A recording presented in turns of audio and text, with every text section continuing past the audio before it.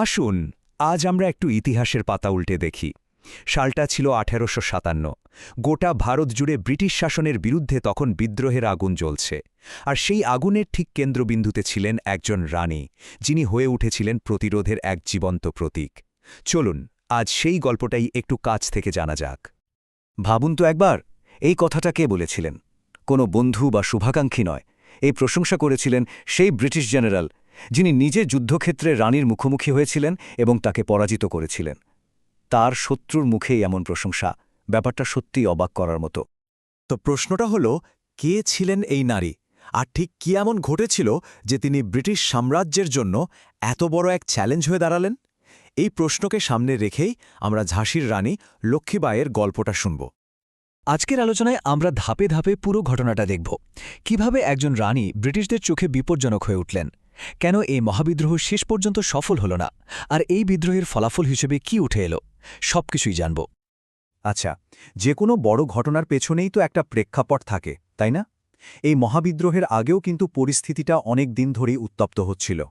British east India কোম্পানির কিছু নীতি ভারতীয় সমাজের একেবারে মূলে গিয়ে আঘাত করছিল। ব্রিটিশদের অনেক নীতির মধ্যেই এই সপ্তবিলোপ নীতিটা ছিল, মানে ডক্ট্রাইন অফ ল্যাপস, সবচেয়ে বিতর্কিত। সোজা কথায় বলতে গেলে এটা ছিল রাজ্য দখল করার একটা আইনি ছুতো মাত্র। যদি কোনো রাজার নিজের সন্তান না থাকত, তাহলেই তার রাজ্য ব্রিটিশদের হয়ে যেত। আর ঠিক এই নীতিটাই কিন্তু ঝাঁসির রানীকে সরাসরি ব্রিটিশদের মুখোমুখি দাঁড় করিয়ে দেয়। ঝাঁসির রাজা গঙ্গাধর রাও মৃত্যুর আগে একটা উপায় বের করেছিলেন।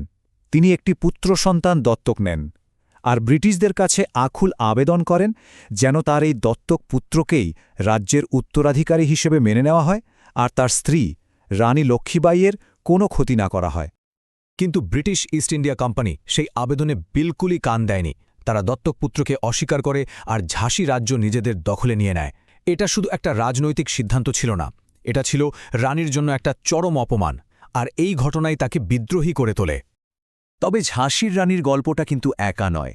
সারা ভারতে তখন একই রকম পরিস্থিতি। ব্রিটিশরা নিজেদের সস্তা পণ্য দিয়ে বাজার ভরিয়ে দিচ্ছিল, যার ফলে আমাদের দেশের শিল্পগুলো সব ধ্বংস হয়ে যাচ্ছিল।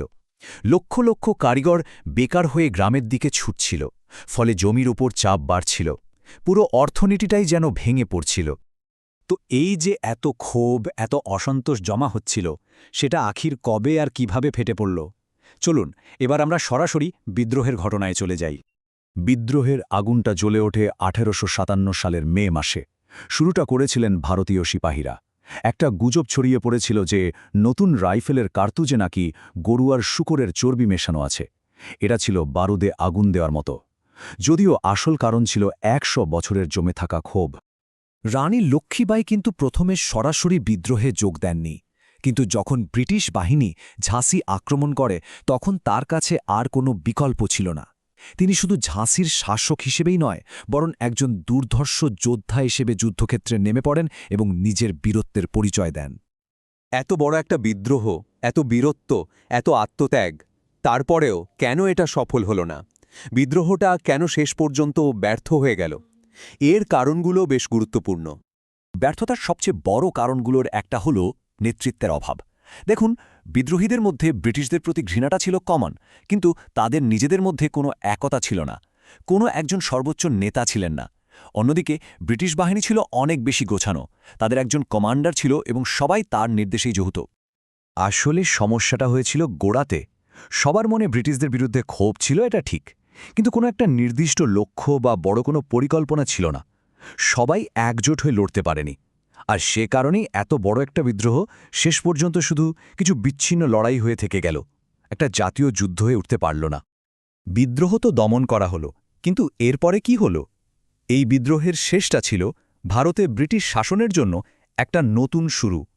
একটা যুগ শেষ হলো আর নতুন এক যুগের সূচনা হলো। সবচেয়ে বড় পরিবর্তনটা হলো ইস্ট ইন্ডিয়া কোম্পানির শাসন শেষ হয়ে গেল। ভারত আর কোনো কোম্পানির অধীনে রইল না, সরাসরি ব্রিটেনের রানীর শাসনের অধীনে চলে এলো। এই নতুন শাসন ব্যবস্থাকেই বলা হয় ব্রিটিশ রাজ। কিন্তু এর একটা খুব খারাপ দিকও ছিল। এই বিদ্রোহের পর ব্রিটিশ আর ভারতীয়দের মধ্যে বিশ্বাসের সম্পর্কটা পুরোপুরি নষ্ট হয়ে যায়। ব্রিটিশদের চোখে ভারতীয়রা হয়ে ওঠে অবিশ্বাস্ত, আর এর ফল হিসেবে জন্ম নেয় ঘৃণা আর সামাজিক বিভেদ, যা অনেক দিন পর্যন্ত আমাদের সমাজকে বিষাক্ত করে রেখেছিল। বিদ্রোহ ভলেই ব্যর্থ হয়েছিল, রানী লক্ষ্মীবাঈ যুদ্ধক্ষেত্রে মারা গিয়েছিলেন, কিন্তু এখানেই গল্পটা শেষ হয় না, বরং বলা যায় এখান থেকেই আসল গল্পের শুরু। এটাই সবচেয়ে গুরুত্বপূর্ণ পয়েন্ট।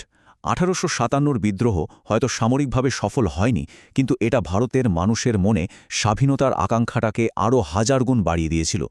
রানী লক্ষ্মীবাঈয়ের মতো নেতারা হয়ে উঠেছিলেন অনুপ্রেরণার উৎস। একটা গোটা জাতির চেতনার জন্ম হয়েছিল এই বিদ্রোহের মধ্য দিয়েই। তাই আজও এই প্রশ্নটা রয়ে গেছে, 1857 সালের এই মহাবিদ্রোহকে কি আমরা শুধু একটা ব্যর্থ সিপাহী বিদ্রোহ বলবো, নাকি এটাই ছিল ভারতের স্বাধীনতার জন্য প্রথম সংগঠিত লড়াই?